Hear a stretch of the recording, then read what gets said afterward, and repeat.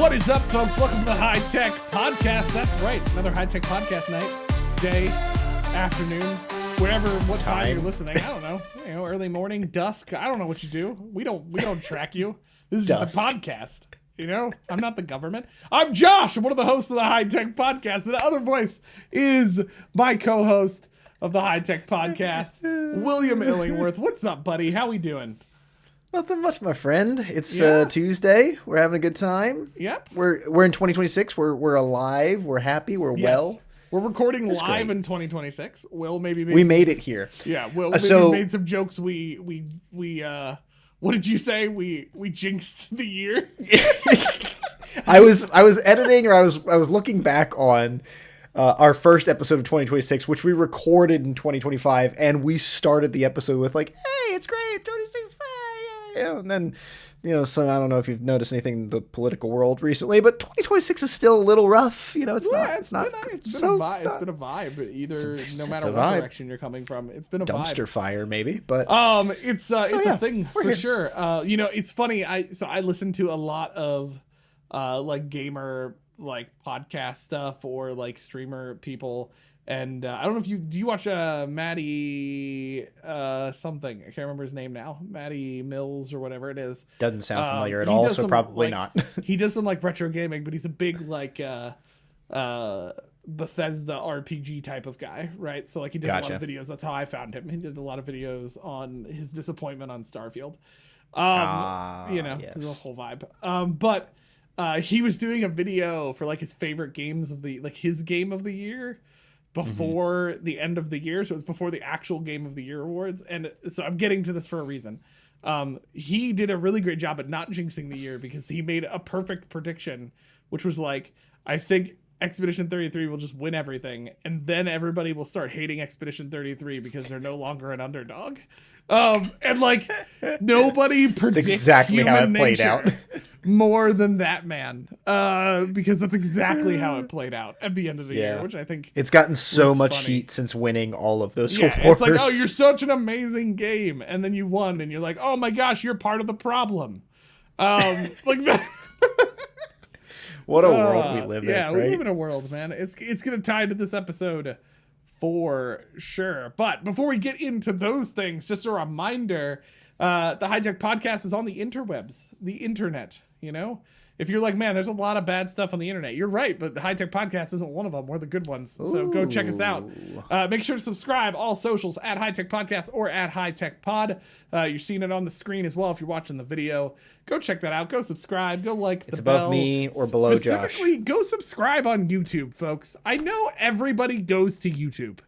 Okay? It'd be great. We're sitting at 91 subscribers. If we could just get to 100 in the next couple weeks, that'd be super cool. That amazing, folks. That would make Will and I do that for us. So go do that. Go subscribe at High Tech Podcast or at High Tech Pod. If you want to reach out to us, you want to be on the podcast, you want to tell us what you think, you want to be like, Will, Josh, that was stupid how you jinxed the year. I know, that was crazy. You should let us know inbox at hightechpod.us. And then also, just a final reminder, we have a website, hightechpod.us, where all of our episode pages are.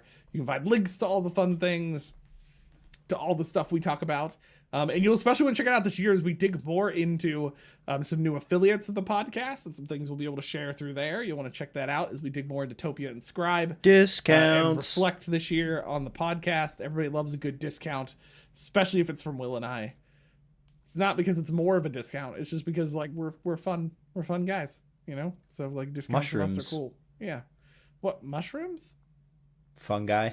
Oh, fungi! I get it now. I thought you were going back to the cult thing. I want to note here just real quick. Our biggest short on the High Tech Podcast was me and Will talking about cults. I think that speaks more to you all than it does to me and Will. That's all I'm saying. Fact. Okay. So anyway, I also want to step into that real quick though. You saying YouTube and subscribing there.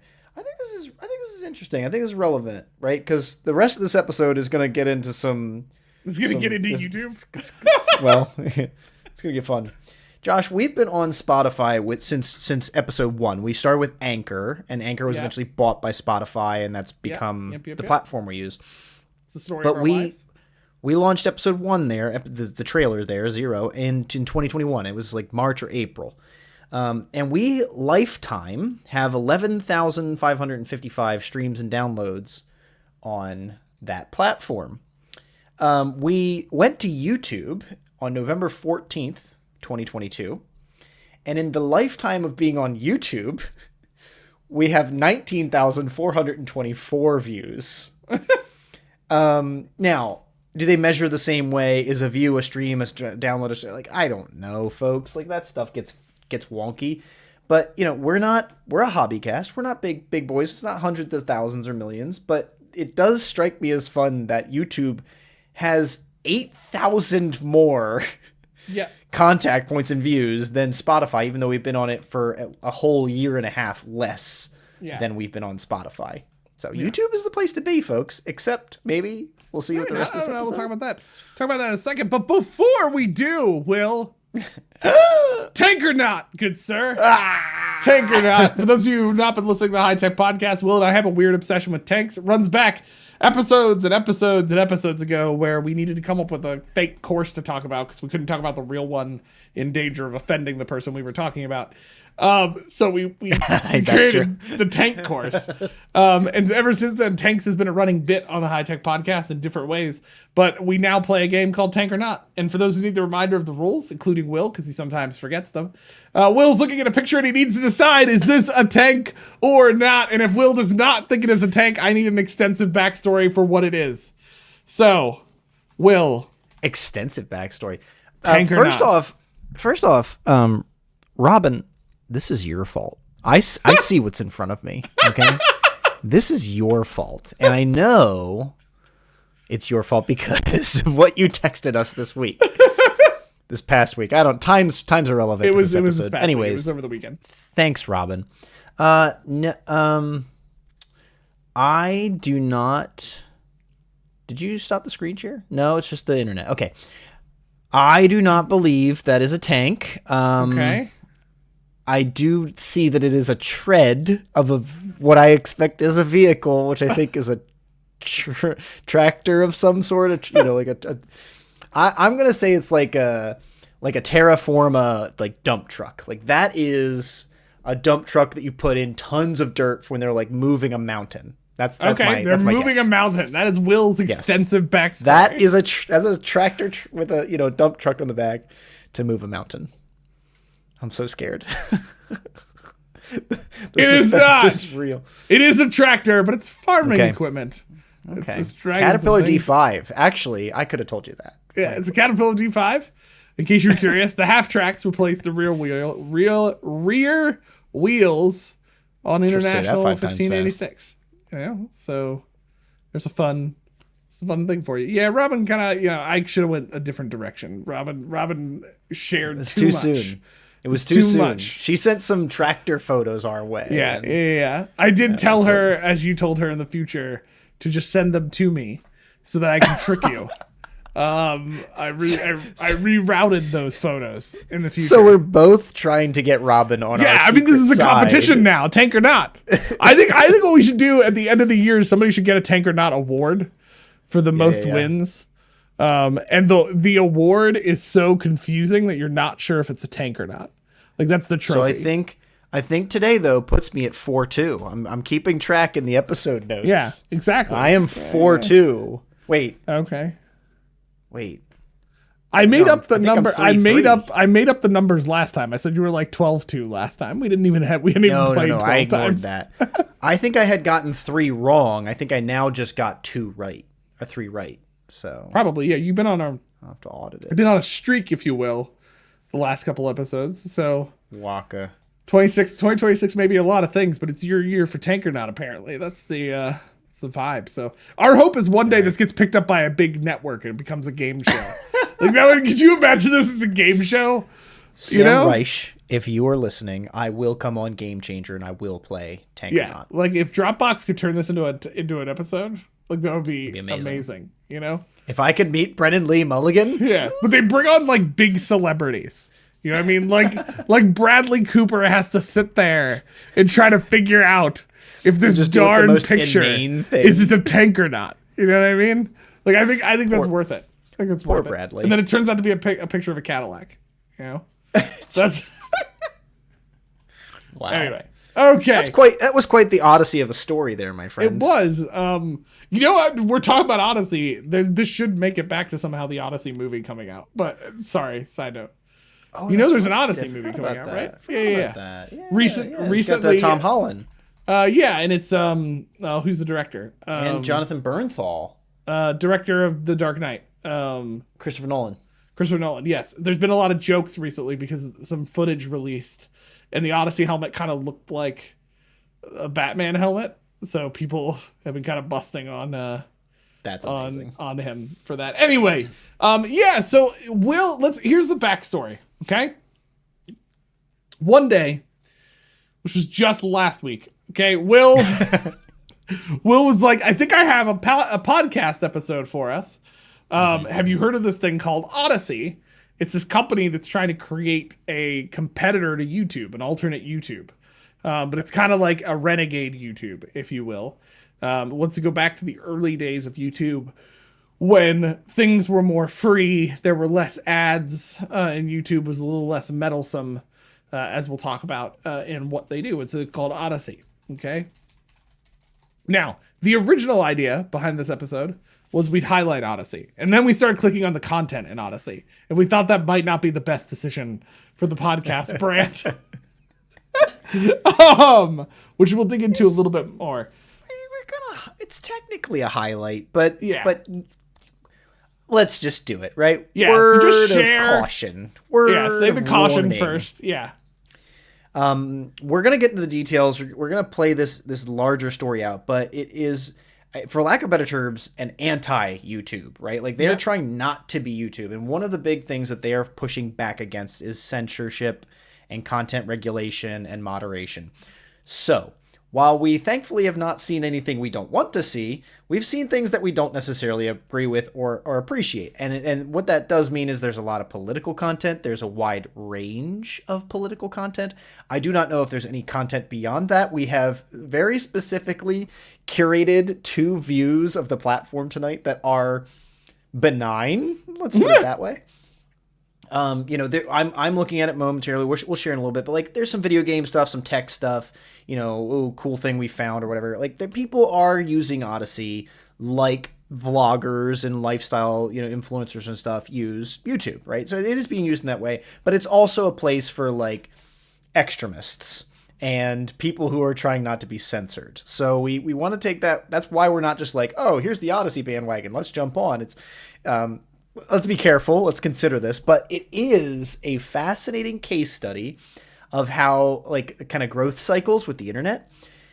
Odysee is today very much so what YouTube was when it launched. YouTube did not have Google and compliance and policies and laws when YouTube started. So we got things like cat memes, Numa Numa Yay, the original, like, early internet memes that had no interest, but they also, people were getting on there recording themselves talking about anything they wanted to, and it was a very open platform. It was very much like in the early days of YouTube, if we remember correctly. I mean, it was very much kind of democratizing video production and like platforming, because up until that point there wasn't a lot of like centralized places to do this on the internet. I mean, there were some places to do this, but it was difficult and it was not as easy for content creators to release content. And ironically, Will, I didn't talk about this beforehand, but like the creator of YouTube went to my wife's high school. So they got a new gym thanks to that guy. In case you're curious. Good job, buddy. But he went to Sam's high school. The creator of YouTube. So, and that's like you're saying though, like somebody, this guy and whoever else was involved or not, but like, it was like, hey, I've got a problem. I want to share videos more easily, and creates a platform. And like Josh is saying, like we grew up in this, folks. We grew up on the first video that came out with YouTube. Like, if I wanted to share video content with people, first I had to use a 3 megapixel digital camera to take that content. Webcams weren't a thing. TV quality cameras and stuff were $10,000. You weren't buying that stuff to make those early videos. Some of my first videos on YouTube are like 6 pixels. You can like barely see the people who are in the videos because of how bad the quality is. Yeah. But if I wanted to send that video to Josh in the year 2004, it took 3 days, to upload it, convert it to an MP4, send it to him in a file, and I couldn't send it to him in an email. Like, how was I going to do it? You had to find, just the technology wasn't there. So it's very important, I think, to recognize very first and foremost that YouTube created a market. YouTube created a space for video engagement, video learning, for video communities. It didn't exist. It wasn't possible. It was subverting things at the time, and I think that's worth noting here real quick, right? So just real quick history, because Will and I didn't plan this in our outline to talk about, which was stupid that we didn't, so I'm going to just do it. I'm glad you pulled up those of you who might not know, YouTube began in 2005.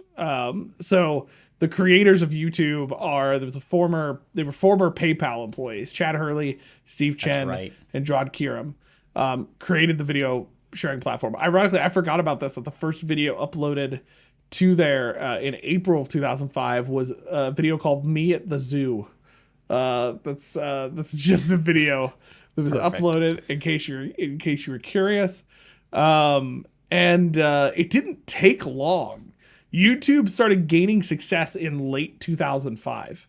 Like, it started to blow up. And really the idea behind YouTube was this. Sharing videos online was difficult. There was at that point was cumbersome infrastructure. There was a lot of high costs to doing it. And as Will and I remember, like, there might have been some sites for it, but it was not what YouTube was. It was a very different scenario. So that's what YouTube was trying to solve. They created YouTube to do that. And they became kind of this platform where anybody who was anybody could create content, could create YouTube videos. It was how, like, to Will's point, it's how we got memes through videos. It's how we got, I was just talking about this with somebody the other day. If you remember, the Leroy Jenkins video, like, it's how we got, like, these weird viral moments in video that had never really happened before, because there wasn't a single source that people went to find these things, right? It didn't exist. And so they were kind of undercutting an existing structure at the time, which was like to create and release media to the world required a different infrastructure. And like, I remember this from being in a band back then, like, to release music and content places was not easy entirely all the time until like YouTube and a couple other sites took that lead and it became a completely different world. And it wasn't until a bit later that Google bought YouTube. They came in and then bought YouTube. They were a pretty mature company. Date. Yeah. Well, let's see. It wasn't like YouTube sprung up in 05 and then they were bought in 06. I want to guess it's somewhere but like 2009 to 2011. Well, okay, you're actually wrong. They bought YouTube October 9th, 2006, ironically. Wow. Yeah, I thought it was longer that early? than that. Yeah. I thought it was longer than that. That's crazy. Maybe it was just how YouTube felt to us in our experience. Like I guess. Like, now, and YouTube, I think the reason you and I are talking this way is because the experience of YouTube didn't change overnight when Google bought them. True. Google was still also growing as an organization at that time. And so like it took a while for YouTube to kind of become what it is today. Now, that all said, Will, what really is Odysee today? I mean, you kind of talked about it, but like let's give a description here that can kind of sum it up for everybody so we understand it. Let's just see it as well. Let's get this done. I will say I do like their little icon mascot. In case you're curious. Oh yeah. So we've got the screen share up, and I'll zoom in on the little icon a little bit, but you can see this is kind of another YouTube. You got tons of videos up on. They are trying to be a video content platform. You've got kind of the same things you can expect, like a watch this later, an add to queue. There's all sorts of features like you see in YouTube. These are channels that are just kind of scrolling the top. Who knows? Do they pay for that? Are they like the top performers? Whatever qualifies to get them up in here. Here's a quick search, right?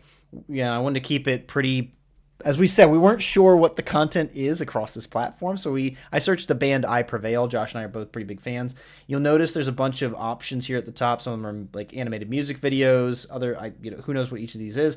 You'll notice none of them are the band.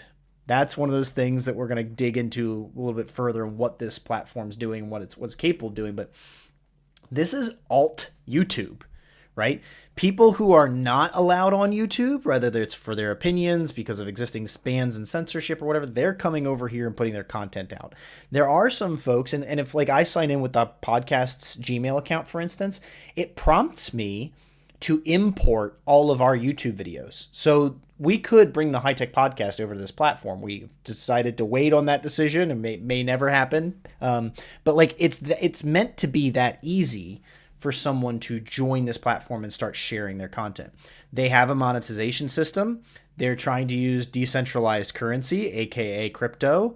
I don't know if that makes them any money or not, but like they are a whole platform of information from pop culture and education to sports, music, finance, spirituality, etc. Right? And where I first found this platform was actually on Twitter. Their Twitter presence is pretty funny. They're pretty antagonistic. They're a little caustic, and they hate YouTube. Like their whole personality on Twitter is to be anti-YouTube. So any one of these videos, I'm gonna pick the abandoned homestead, alien legend, and quartz mountain here as a quick example. I'm gonna make sure I've got this muted, and we'll let this roll a little bit. Looks just like YouTube. Here's the video playing. Here's, all the controls I have. I can change my settings and autoplay and all sorts of stuff like that. Here's suggested videos on the right. We got lucky that none of them are bad. Some of them are a little weird, but who knows what content you can find. And you got followers, supporters, save, repost. This is YouTube, right? This platform isn't that difficult to navigate, isn't that hard to switch over to. If you just went to, you're like, oh dude, this is great, I'm gonna switch from this to YouTube. What you're gonna find though is that the quality of YouTubers, for instance, where they've got high production value, they've got teams, they've got editors, or they've got vloggers who've got, like, that's not necessarily here. Some of these look pretty well done, but it's a less mature YouTube. Well, yeah, and I don't think it's fair to say that entirely because we haven't looked deep enough to know that. I think the only thing, I think we're overwhelmed by what we're seeing. I think I will say this. I think it's by being an alt YouTube, their restrictions for what ends up on here is different. And so we're seeing just a lot of, I think what we've seen a lot. We had a friend who dug into it and he was like, there's just a lot of crazy political stuff on here. And that's naturally going to happen on some of these alt spots. But I laughed when I heard that because, like, if we remember, that's what YouTube was in the early days when there was no, and YouTube's can still be that right now. It's just, I think YouTube's a little bit, it's been around much longer and a little bit more corporately run now at this point. So you're not getting as much of that anymore in YouTube. Some videos, depending on what they do, are getting banned on YouTube. And I will say, this is gonna be a hot take, but I like that like the dislike and like stuff is still all visible on the videos. Yeah, like YouTube doesn't have that stuff as much. And there's like a support button that's like immediately available if you want to support people. I think that's very interesting. There's some interface stuff that I kind of like about what they did, but so I guess the question we're not here to like say go to Odysee or not, though I encourage you to like at least check it out. It's an interesting platform. I'm not going to guarantee you what you're going to find there, but search at your own risk. We do not endorse the content. Yes, but so far Will and I have not found anything like graphically bad on it. No. And there's no interesting, like I content, go on, no there's like gaming videos, there's stuff like there's plenty of stuff on here. I was struck when Will first opened it that it reminded me of old YouTube immediately. Like the structure of the main page was very dynamically different in many ways. I was struck by like just the amount of video content I was seeing immediately was how old YouTube used to be. How you saw some of that stuff.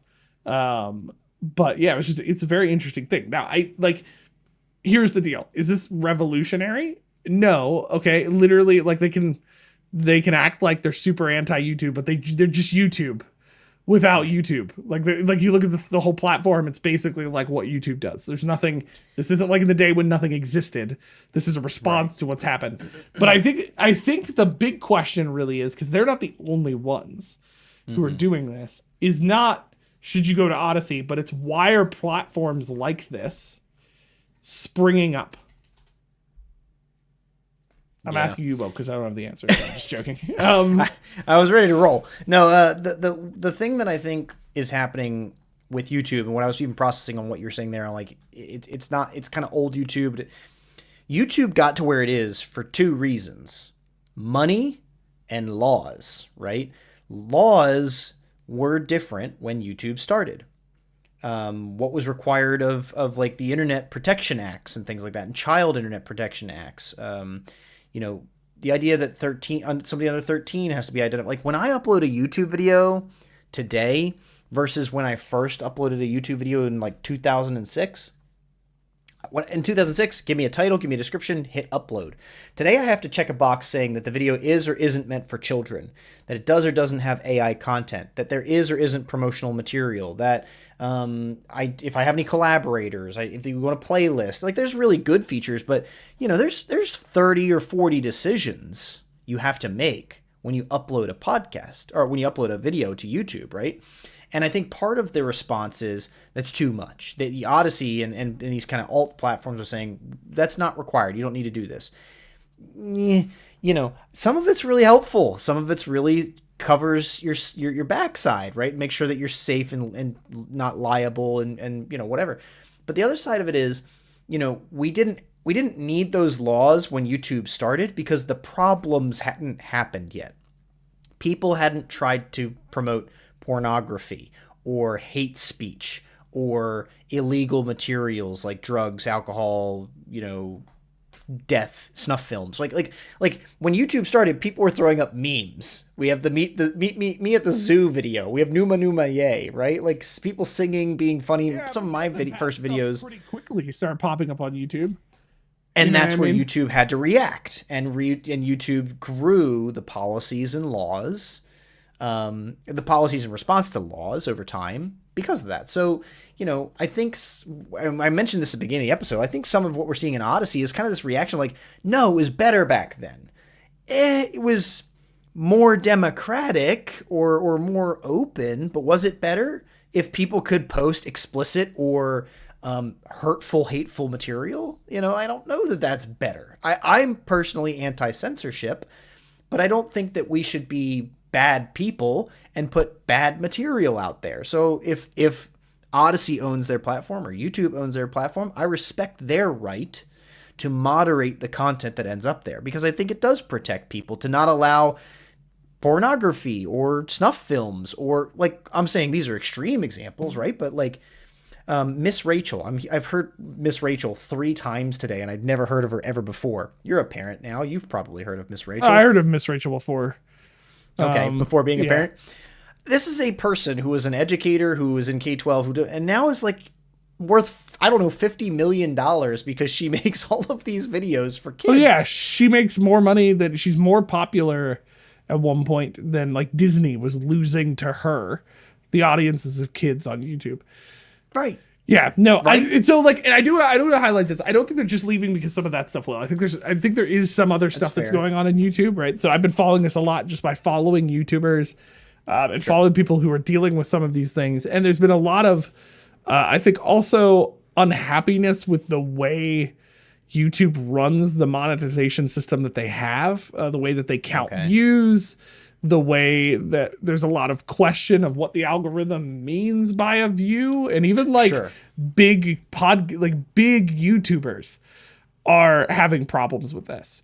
Like there's I forget what it was. There was something recently on YouTube where like something had changed about a way a video was watched, and it was starting to lose certain YouTubers like thousands upon thousands of dollars. And YouTube didn't have a solid answer for what was happening. Right. So like, and I see it in the Reddit right now, like the YouTube Reddit and YouTuber, small content creators, Reddits, they're all like, what's happening to the algorithm? Yes. Or YouTubers who were talking about how to abandon Google got their videos banned because Google owns YouTube. Now that's not what YouTube said, but it was because Google owns YouTube.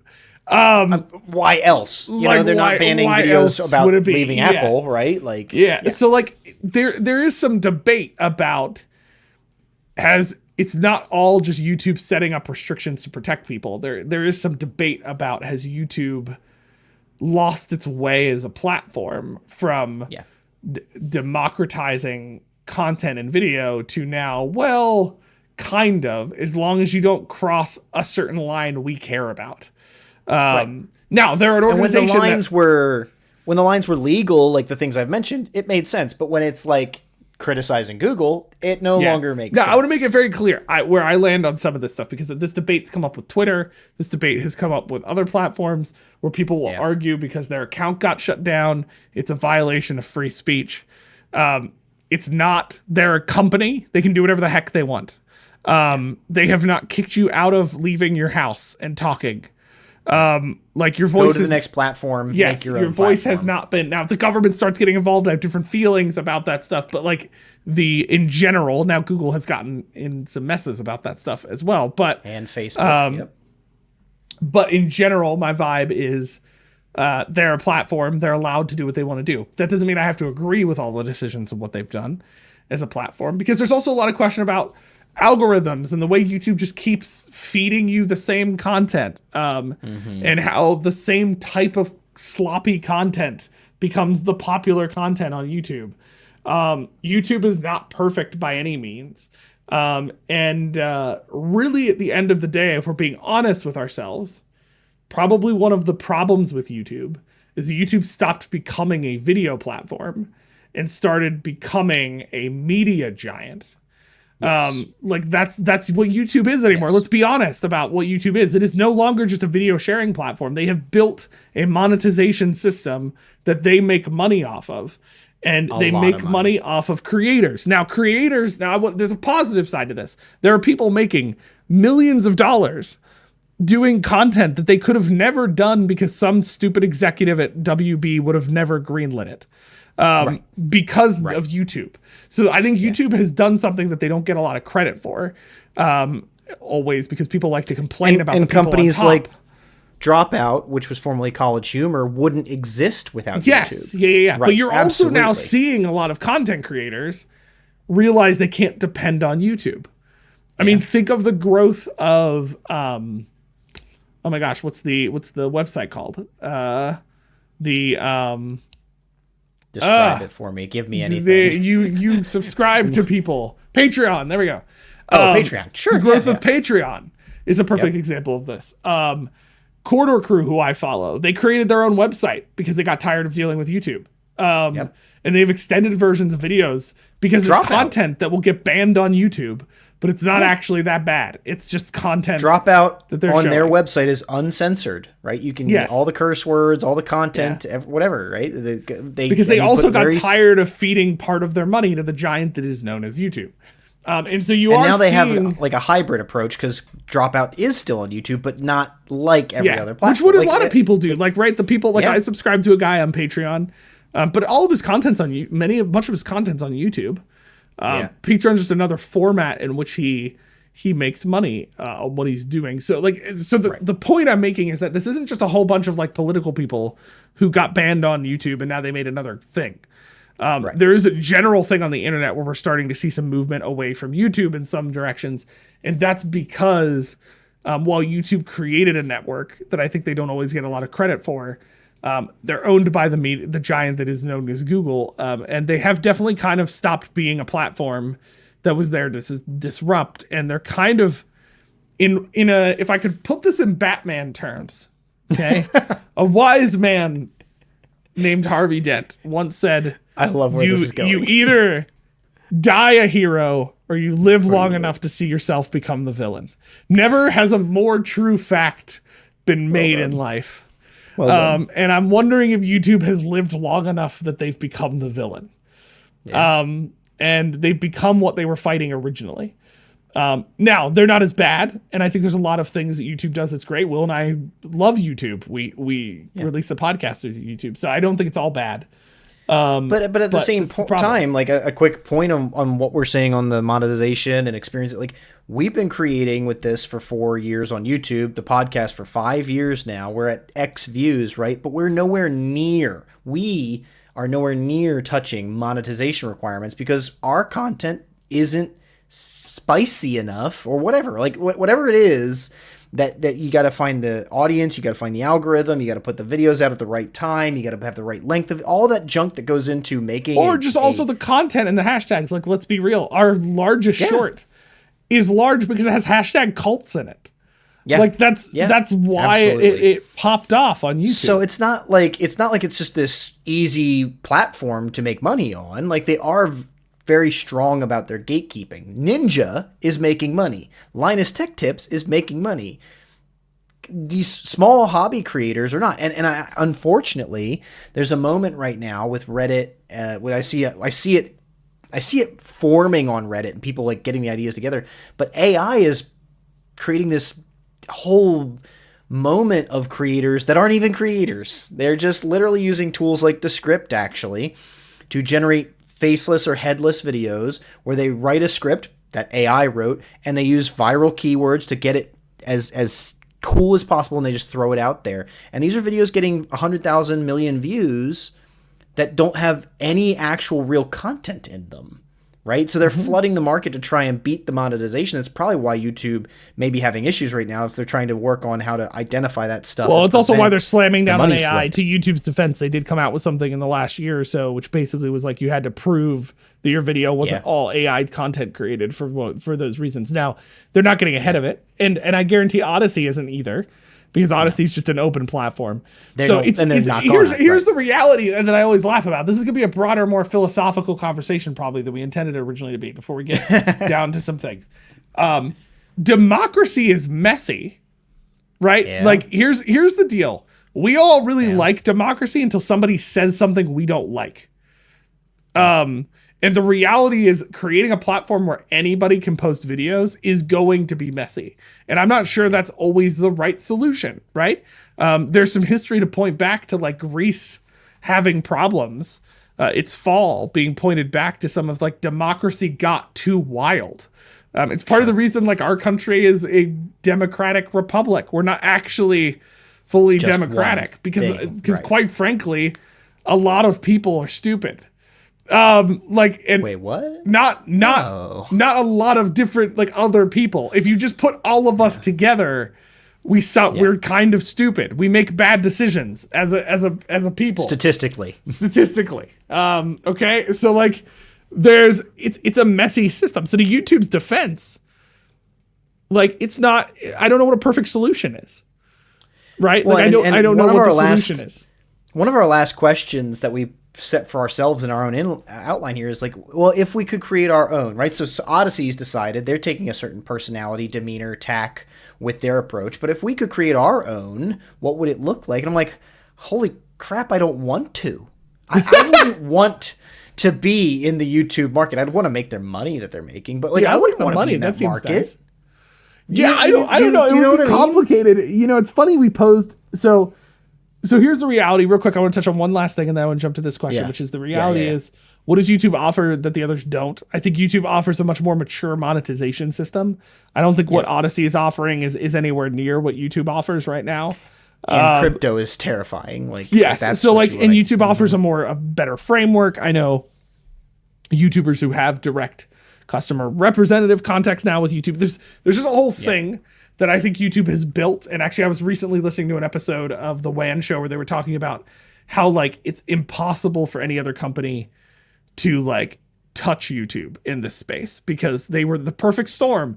They had this platform that grew and then they got Google, who just was able to, for a while during the period that Google was in, invest endless sums of money into making the platform work. Like there was a long period where YouTube was not financially viable as a platform. And people discovered how difficult it was to beat that.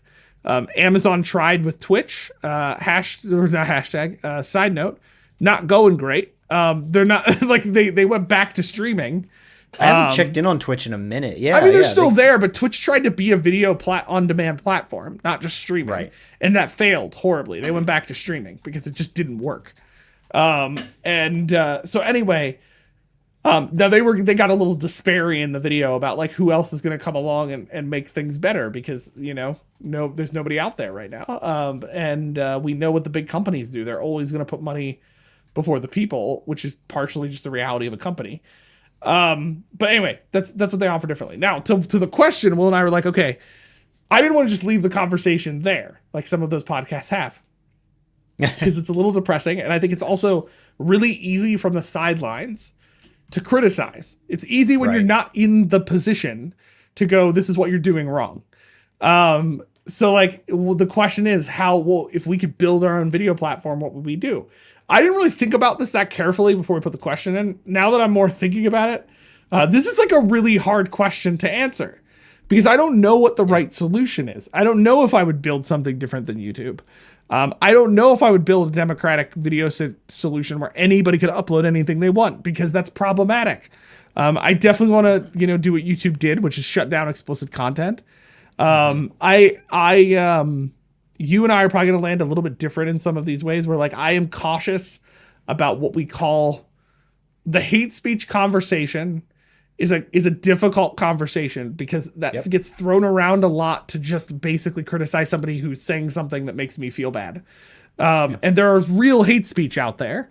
I want to make that clear. I'm not saying it isn't. There's real racism. There's real hate speech. There's real all of those things. But the point you're raising is who determines that, right? Right. There's no no perfect Google god out there who knows exactly what hate speech is, right? And we saw this happen for multiple periods where like Meta has shifted how they do things because there was a long period in Facebook history post-COVID where like things were getting flagged as hate speech that weren't hate speech. It was just things that Facebook didn't agree with, right? Hate speech aside, our short with the cult that's popping off for us has a tag at the bottom with like a caution warning thing for information about abortion because the title of the clip is abort, right? Like, yes, that's not hate speech, but right, YouTube is reacting to.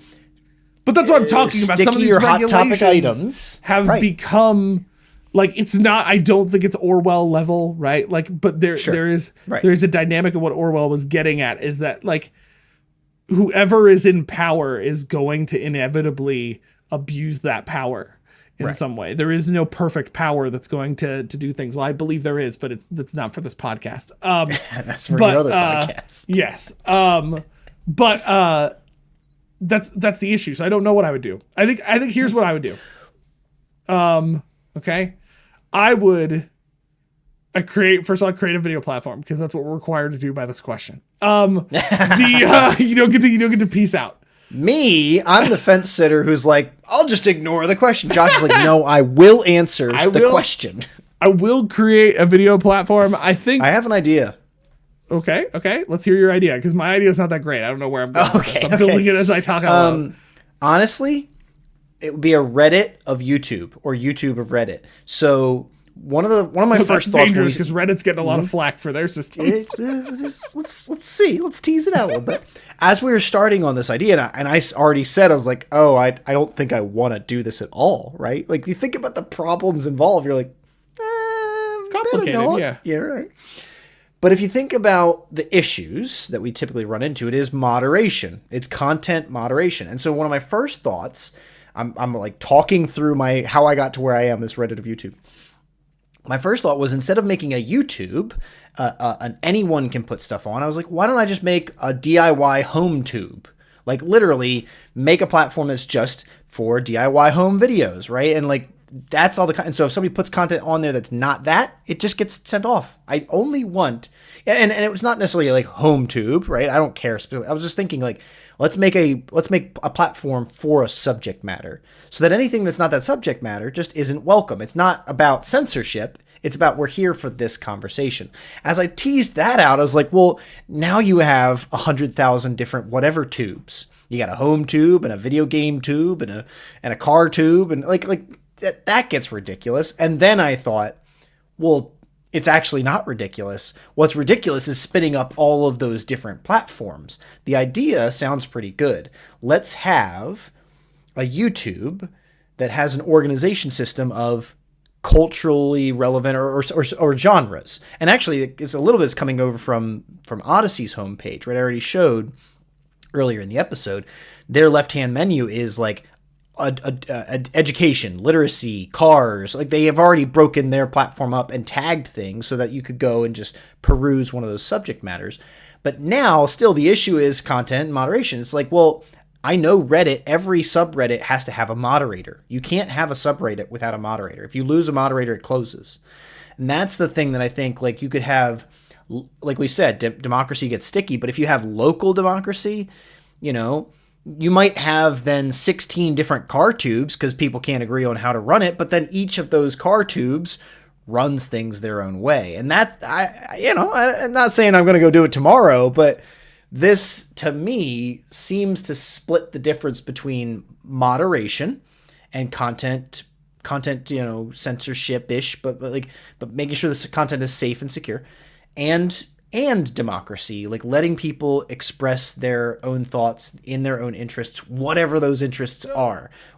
So let me ask you a question, because I'm not Reddit deep enough to really. I go to Reddit for answers to things, but I'm not Reddit deep enough to know. Sure. Like on Reddit, say somebody posts something, hate speech classification, right? Okay, yeah. And the moderator doesn't care. And that moderator, does Reddit do anything about it? Like, what's the response? What's the structure in Reddit that makes this happen? A great question, and there are layers. Right. Okay. There's the Reddit overall layer. The onion of the internet. It's fine. Reddit is like an onion. You know, onions have layers. Everybody loves. How about parfaits? Everybody loves parfaits. Anyways, yours would be the parfait of videos. I'll give you a parfait because I don't eat onions. Reddit has platform-wide features. So they have platform-wide features that manage like spam bots and stuff. It's not very good at it, but they do have the features. Like if somebody uses a bot to make something and it goes in there and tries to post and stuff, like they'll actually block it before it can get into those subreddits and stop it from doing that if they can track certain behaviors. And if you, I've seen some of the worst language in the world, like hate level language on Reddit. So it doesn't just get automatically blocked. But what I do know is moderators get all that stuff flagged to them. So if something is likely spam, if someone has a likely like bad character rating, and it's not like your personality, but like you're a young, your account's a couple days old, you have no karma, meaning you haven't posted or interacted with anything, and you like started a subreddit yourself and made like 50 posts. It's like, oh, that's a bad character rating. You're probably suspect. If you do write if you write explicit content, or if you write with certain curse words or derogatory language, pejoratives, that gets flagged, and the mods see that gets flagged, and it sits in a queue, and it either you can then set like rules up in your sub that will either auto moderate that, so you can say like if flag spam, then just automatically delete it. Otherwise, it sits in the queues and waits for the moderator to go in and do something with it. But are the moderators specific to there's Reddit level flags, and then it's really more on the mods or the local subreddit to do the actual. It's the moderator. The moderator though is a part of the subreddit itself, right? Like correct. It's you or it's me. So what happens if the moderator? Employee. This is just I'm trying to understand. I've never thought this deep about it, right? What happens if the moderator in that subreddit doesn't care? Right? Does Reddit... It can go unchecked, but... It can go unchecked, okay. But every post can be reported, so any of us could go and report a post. And Reddit's upvote and downvote system is actually democratic censorship. So an upvote means that something moves up in the post and becomes maybe the top highlighted post. And if enough people downvote something, I think it's like even just -3 downvotes. It might even if you get to -1. Like, because ups and downs balance. So if 10 people vote up but 11 people vote down, it'll hide the post. So you actually have to go and click on the post. So, but like, what if enough people also hate those people and they upvote it? Yep, it will be Like present. it just It will sits be up, visible. right? Like Reddit doesn't. Yes. Okay, so like I'm not actually like posing this as a negative thing. No, I know. We're discovering. I'm trying to discover, right? Because Reddit gets a reputation Yep. for a reason, because it is kind of really at its It's a core, cesspool. it's a democratic cesspool of content. Now there's a lot of really Democratic cesspool. DC. Actually, that's a really good acronym. Oh wait. I was thinking the DC universe. It shows how much of a nerd I am. But yeah, DC Amazing. as well. But the like, so it's an interesting concept. I'm kind of not against this, because here's the deal. I think a company has to decide what it wants to be. Does it want to be a platform that allows people to post their thoughts freely, but create a system that does not warrant? I don't know. I'm kind of mixed with, because my other response to like creating a video platform was like creating a video platform structure that people can pay to get, and they go put it on their own website, right? Like the blog of the That's day. Vimeo, isn't it? Like, well, sort of. Vimeo was kind of like that. Like, yes, it's kind of like Vimeo, right? But then you lose I don't know, you lose like the creator, community elements, the and community creator elements stuff. of it. I guess if it's you do still that, on you to go be the creator, but like, and go make are the money. you creating the community other places? Because isn't that what people are kind of doing right now? They're kind of uploading to YouTube because they have to, and then they're creating their other communities in other places, right? Yeah. Like, right, that's kind of what they're ending up doing. So I don't know. Maybe that's just what you become. I love this conversation. No, I'm very intrigued by the idea of a Reddit YouTube. Like maybe we do go make this. like Maybe a we video- don't post this episode a next week. video And we go make it. platform that is just Reddit styled. Right. There's an interesting, because there's negatives to that, but there is positives to allow it. The reality is to allow people to voice their opinions means that there is going to be a cesspool somewhere. And dissonance. There's going to be people who don't agree or don't like it. And I'm talking more than just like, now I do believe there needs to be some control over some of those areas, because the internet became a place too quickly that abuse could happen. But I don't know. Called it. I love the span of this conversation, because it's like we started this really focused on Odysee, but we're definitely stuck in the kind of philosophical, even technical constraints of what it is to deliver a democratized video platform for content and content creators. And it's like, it's sticky, and it's amazing YouTube's done so well. And it makes sense that they've cornered the market. No one competes with them at their level. Not a single platform can Some make have the money tried that they're making. Twitch or Vimeo tried briefly, and then was like, it'd be easier if we just sold our company to somebody who would give us a lot of money. Yeah. Let's just get out and retire. So I folks, go check out Odysee, give it a shot. Again, we don't endorse the content, but consider this for other things. And if you are working through this moment in time and you're concerned for YouTube and its overreach and Google, but whatever, I don't know if any of that is this is one way where people are looking to change that narrative, and in the best way, provide competition. Because if YouTube is the only tool ever that does this, then they will be the ones that get to make the decisions on how content is curated and promoted. So we need competition to provide opportunities for folks to hopefully challenge that, if it needs to be challenged. Does YouTube someday become like electricity? Is it kind of an infrastructural thing and less of a luxury, but a commodity? I don't know. It's wild what's in front of us. But I hope this conversation's interesting. I hope you go check out some of these tools, and maybe you start to make the next tool that can be competing in this space. All right, that's a wrap on this week of High Tech Podcast. I don't think we can take that. But Nope. we could else. take it further, but we shouldn't. That's a wrap on this week's episode. Thank you for joining us as always. We will continue empowering minds. Embracing tech. Cheers. Cheers.